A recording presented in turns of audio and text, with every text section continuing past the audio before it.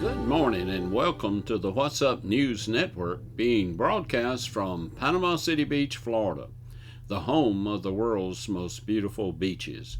I am Jim Free with Jim Free Realty. Please click on the red subscribe button just below the picture.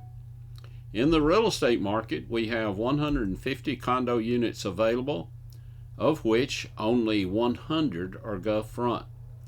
In the detached single family, we have 115 units available, and of those, 7 are Gulf front. In the attached single family, we have 19 units available, 1 of which is Gulf front. Out of the some 11,000 Gulf front units, we only have 100 units on the market. This is less than 1%, smallest number that I've seen in my career. Because of the low inventory, prices are up, which is an excellent opportunity for sellers. It is expected that the Fed will start raising interest rates in March. This could take a number of buyers out of the market, which in turn causes the prices to drop some. It is not likely the prices will drop much because the demand will continue to rise. It is estimated that there are 845 persons that move to Florida every day, or some 309,000 per year. This trend is expected to continue for the next 4 years. In the local news, the Panama City News-Herald reports that FedEx plans to build a new distribution center in Panama City to service the region from Pensacola to Tallahassee. Economic developers announced this on Tuesday. According to the Bay County Economic Development Alliance, the new 251,000 square foot FedEx ground facility will support 208 jobs and will be built in the Port Panama City owned Intermodal Distribution Center on Highway 231. Construction has begun and the facility is set to open this fall. They could have gone anywhere in the Panhandle, but they chose us because we had a shovel-ready certified site, said Becca Harden, president of the Bay County Economic Development Alliance. This will be their regional headquarters. It is a huge capital investment. On the other local news, D.R. Hartman Construction Company has bought the local travel agency building known as Book It. The property sold in December of this past year for $5 million. At this time, we don't know what the plans are for D.R. Hartman with this building, but it's a nice facility. On the lighter side, the retired Booga Holler residents are like many other retirees across the country. They meet at McDonald's for breakfast every morning and attempt to solve the world's problems. Well, we ain't got no McDonald's, but we do have a Hardee's on the outskirts of Booga Holler. Recently, our group took up the open border policy of the Biden administration. Now, we know most of those folks are just hunting work or trying to find a better life for their family, but apparently a few really bad folks are coming in with them. It has been reported that rapists, murderers, and terrorists are coming across the border and disappearing into the country's interior. During the past few weeks, the FBI, CIA, ICE, and Homeland Security and thousands of law enforcement officers were trying to locate 3 terrorists. We should have known that Homeland Security would not be able to find them. It is estimated that there are between 11 and 12 million illegal folks in this country at any given time, and Homeland Security does not know where any of them are at. Perhaps you might remember a few years ago we had a problem that came up. It was called the mad cow epidemic. And our U.S. Department of Agriculture was able to locate a cow that was born in Canada 3 years earlier and track her to her stall in Washington State and then track her calves to their stalls. Here's what the Booga Holler Group would recommend. Abolish Homeland Security and turn their job over to the U.S. Department of Agriculture. Assign the ICE officers to the USDA and have them stand at the border and issue every illegal alien a calf. Then if we need to find that alien, we just have the USDA track the calf. Well, there you go. The FBI would like to thank all Facebook users that took on the 10-year challenge. They have now been able to update their facial recognition software. They would like to request that the some 500 Facebook participants that were wearing masks please post a current picture without the mask. You know, we've had a lot of incidents of police officers being killed in the past year. And when a police officer is killed in the line of duty, I always hear the same sentiment. Well, they knew the risk when they took the job. And that's true. But why can't we apply the same logic when criminals are killed during arrest? They knew the risk when they did the crime. I was concerned over the Christmas holidays about CNN viewers and MSNBC viewers, and would they be able to, after listening to Dr. Fauci and some of the others, would they be able to have a Christmas dinner? Well, we recently received this photo, and I wanted to post it for you so you'd feel at ease that they were able to get together and have a Christmas dinner. On another issue, Aunt Eula Lee is a University of Georgia grad, and she had to fly to Indianapolis to watch the Georgia Bulldogs versus Alabama Crimson Tide bowl game. Aunt Eula Lee and Uncle Henry don't drive, so they had to hire a limo to drive her to the Atlanta airport. So they don't have a limo service in Booger Holler. She had to go to Rome and book one there to make the 60-mile trip to the airport. The first 50 miles of the trip was uneventful. Not a word was spoken. About 10 miles from the airport, Eula Lee decided that she could not make it without first stopping at a restaurant. Since she didn't know the driver's name, she just tapped him on the shoulder. The limo made a hard left turn, jumped the median, crossed 4 lanes of traffic, did a 360 on the shoulder, crossed 4 lanes of traffic, jumped the median, and ended up heading south on I-75 toward the airport. Eula Lee said, "Man, what in the world happened to you?" He said, "Lady, I'm so sorry. This is my first day driving a limo. For the past 25 years, I've been driving a hearse, picking up bodies. When you tapped me on the shoulder, I momentarily forgot what kind of passenger I was hauling." He said, "What did you want?" She said, "I was going to ask you to stop so I could use the restroom, but that is no longer necessary." Who let the dogs out? In the national news, for the past 2 years, we've heard Dr. Fauci, President Biden, and a host of left-leaning politicians say we must follow the science.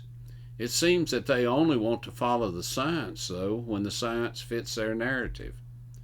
This past month, the U.S. Supreme Court began hearing oral arguments in DAWGS versus Jackson's Women's Health Organization, which puts at issue a 2018 Mississippi law that prohibits nearly all abortions after the 15th week of pregnancy. In the 1973 Roe v. Wade decision, the court ruled that abortions performed before the age of viability, which is the point at which the fetus can survive outside the mother's womb, which the court put as the 3rd trimester of pregnancy.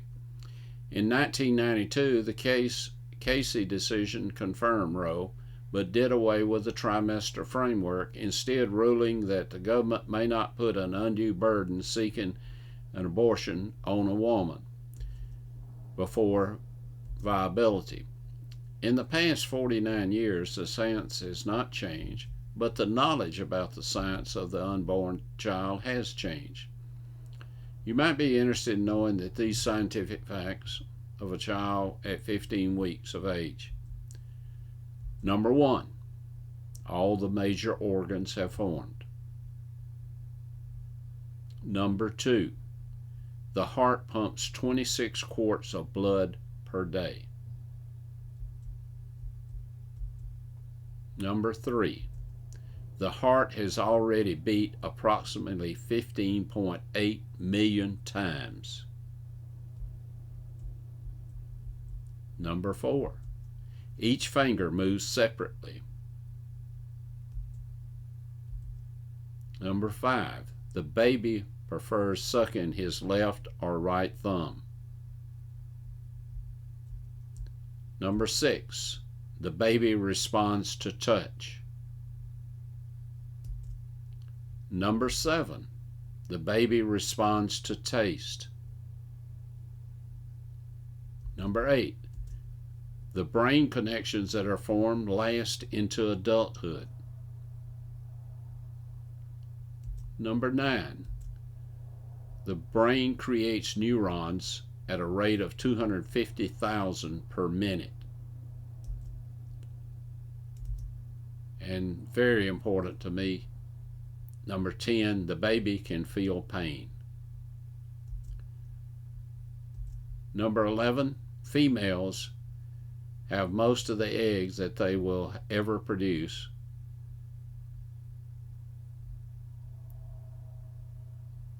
Number 12, the baby has practiced breathing for over 6 weeks. Number 13, eye movements are seen. Number 14, the skeleton would be visible with X-ray. And finally, number 15, surgeons have successfully performed surgery at 15 weeks. Is there any doubt that this baby is a person and under our Constitution has the same protections as any other person outside the womb? We should not allow these defenseless children to be cut into pieces and sucked out of the mother's womb.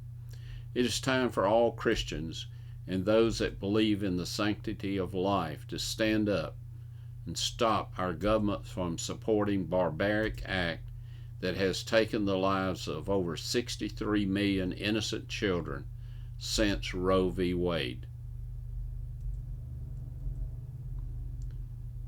On the pandemic news, something new every day.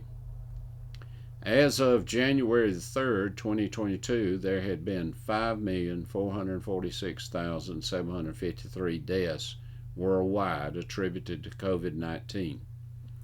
If we go back to the Spanish flu, which was between 1918 and 1920, there were estimated that there were somewhere between 7 and 50 million deaths from the Spanish flu, and some even say it could have gone as high as 100 million deaths from the Spanish flu. So the Spanish flu was something like 10 to 20 times more deadly than what we've experienced with COVID-19.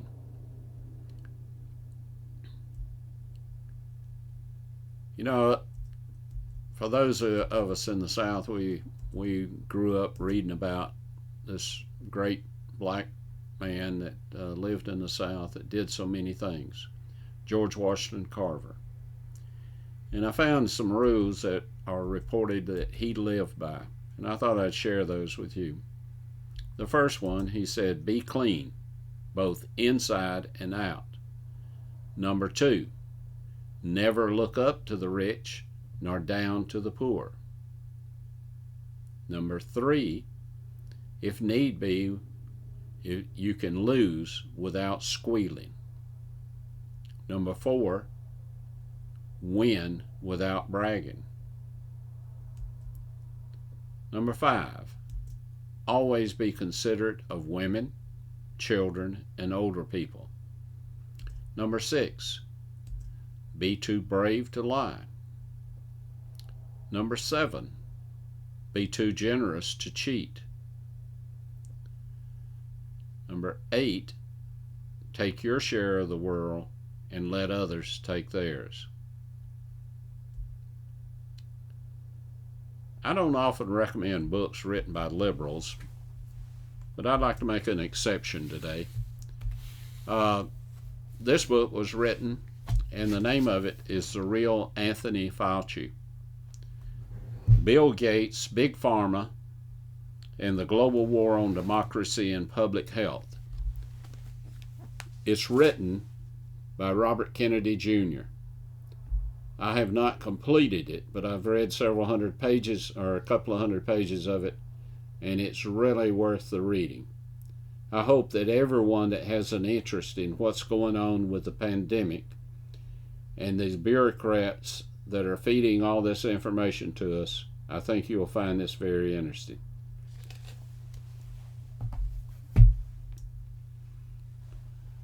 And again, it's called The Real Anthony Fauci, Bill Gates, Big Pharma, and the Global War on Democracy and Public Health by Robert Kennedy.